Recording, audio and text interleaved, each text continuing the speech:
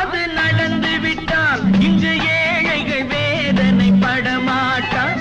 நான் பார்த்ததிலே அவள் ஒருத்தியைத்தான் நல்ல அழகி என்பேன், நல்ல அழகி என்பேன்.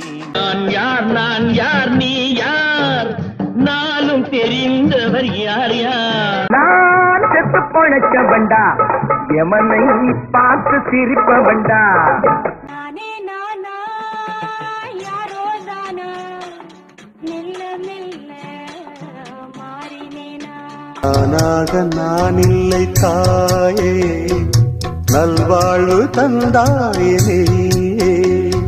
நான் பொல்லாதவன், பொய் சொல்லாதவன்,